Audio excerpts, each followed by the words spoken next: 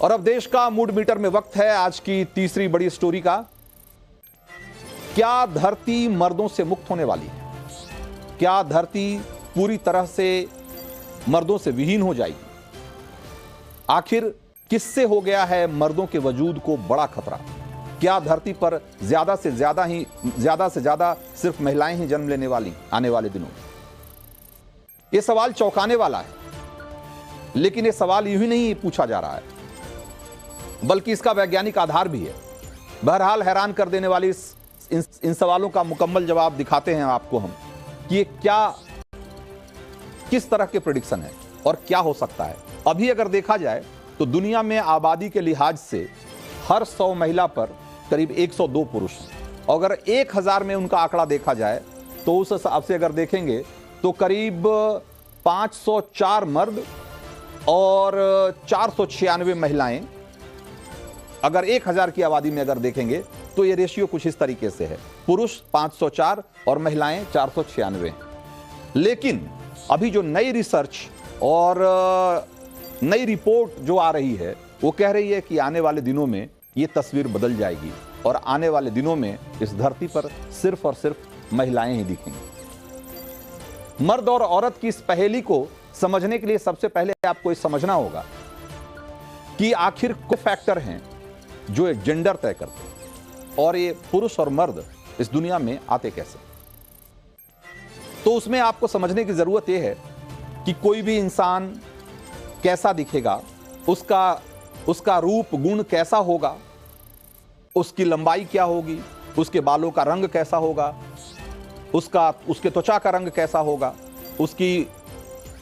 वो बहुत सारी चीजों में उसका जो भी जैसा भी दिखता है, ये कैसे तय होता है, ये कौन तय करता है? और ये तय करते हैं आपके जीन्स। और ये जीन्स कहां होते हैं? जीन्स होते हैं क्रोमोजोम्स पे। ये बायोलॉजी का बहुत छोटा सा अध्याय है जिसमें बहुत सारे लोग इससे वाकिफ भी होंगे। तो ये जो जीन्स क्रोमोजोम्स पे होते हैं, और क्रोमोजोम्स कहां से मिलते हैं? क्रोमोजोम्स आपको आपके मां बाप से मिलते हैं। तो हर इंसान में 23 जोड़े क्रोमोजोम्स होते हैं। उसमें से 22 जोड़े क्रोमोजोम्स आपकी शारीरिक संरचना को तय करते हैं, लेकिन जो तीन जो आखिर के जो आखिरी जोड़ा जो होता है, 23वां जो जोड़ा होता है क्रोमोजोम का, उसे सेक्स क्रोमोजोम कहते हैं। और सेक्स क्रोमोजोम क्यों कहते हैं उसे? वो इसलिए कहते हैं, ये डीएनए की संरचना का एक हिस्सा दिखाया जा रहा है यहां पे। लेकिन जो क्रोमोजोम है 23वां जोड़ा, उसे सेक्स क्रोमोजोम इसलिए कहा जाता है क्योंकि वो अगर किसी बच्चे में एक्स के रूप में पाया जाएगा तो उसका सेक्स जो है वो लड़की होगा, और अगर वो किसी बच्चे में XY के रूप में पाया जाएगा तो वो बच्चा बॉय होगा, लड़का होगा। अब आप देखिए, सो महिलाओं में एक सेक्स के रूप में जो 23वां जोड़ा पाया जाता है वो एक सेक्स के रूप में होता है, और पुरुषों में यानी कि आदमियों में XY के रूप में होता है। अब ये जो सारा मामला है वो इसी Y क्रोमोजोम से जुड़ा हुआ है, और सारा खतरा इसी को लेकर, और इसी के वजह से ये कहा जा रहा है कि आने वाले दिनों में हो सकता है कि इस धरती पे मर्द खत्म हो जाए।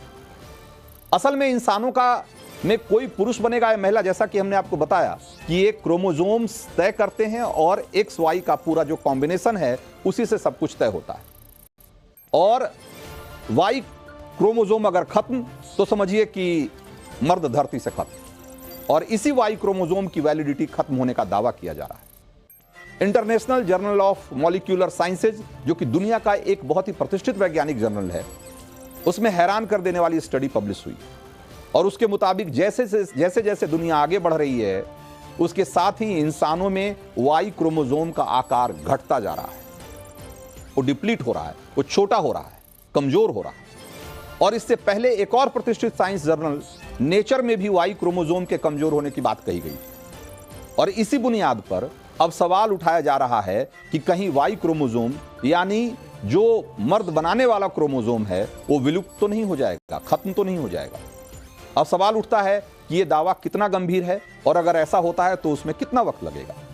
तो जर्नल में पब्लिश की गई जो स्टडी है उसके मुताबिक वैज्ञानिक ये मान रहे हैं कि जिस तरह Y क्रोमोजोम का आकार घटता जा रहा है, उससे संभावना यह है कि एक दिन ये क्रोमोसोम पूरी तरह विलुप्त हो जाए और इस धरती पर पुरुष होना बंद हो जाएं।